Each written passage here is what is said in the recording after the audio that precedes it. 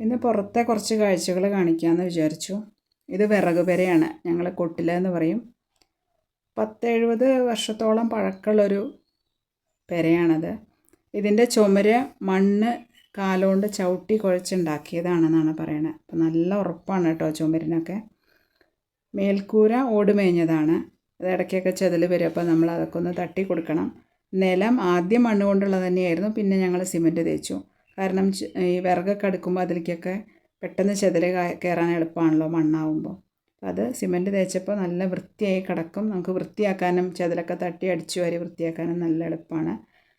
പിന്നെ വളങ്ങൾ, ചാണകപ്പൊടി, അതുപോലെ ചകിരി, ചിരട്ട, ചൂല്, മുറം അങ്ങനെയുള്ള കാര്യങ്ങളൊക്കെ സൂക്ഷിക്കാനുള്ളൊരു സ്ഥലമാണിത്.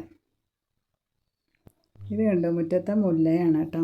1-2 വേനൽമഴ കഴിഞ്ഞപ്പോഴേക്കും നിറച്ച് പൂവിട്ടു. എന്ത് ഭംഗിയാണ് കാണാൻ. രാവിലെ നീതിക്കാനൊക്കെ എടുക്കും മുല്ലപ്പൂവ്. ആ രാവിലെ തന്നെ ഒരു വാസനയാണ്. ഇത് വിരിയാൻ തുടങ്ങിയ നല്ല വാസനയാണ്. രാത്രി തന്നെ തുടങ്ങും വാസന. നിറച്ച് പൂവാവും. ഒരു 1-2 വേനൽമഴ കിട്ടിയാൽ നിറച്ച് പൂവിടാൻ തുടങ്ങും.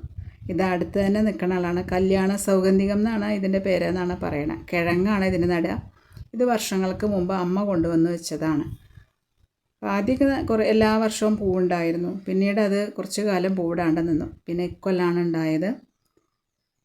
ഒരു കൊലയായിട്ടാണ്, കൂമ്പ് പോലെയാണ് ഉണ്ടാവുക. അതിൽ പല പല കൊലകൾ പോലെ അങ്ങനെയാണ് മൊട്ടുകൾ ഉണ്ടാവും. പിന്നെ അത് ഓരോന്നായി വിരിയാണ് ചെയ്യുക. ഇത് ഭീമസേനൻ്റെ കല്യാണ സൗഗന്ധികം കഥയിലെ അതാണെന്നൊക്കെയാണ് പറയണത്. പക്ഷേ അത് വെള്ളത്തിലാണ് വളരണത്. ഭീമസേനൻ വളരെയധികം ബുദ്ധിമുട്ടിയിട്ടാണ് വെള്ളത്തിലൂടെ പോയിട്ടാണ് കല്യാണ സൗഗന്ധികപ്പൂ പാഞ്ചാലിക്ക് കൊണ്ടുവന്ന് കൊടുക്കണമെന്നാണ് കഥ പറയണത്.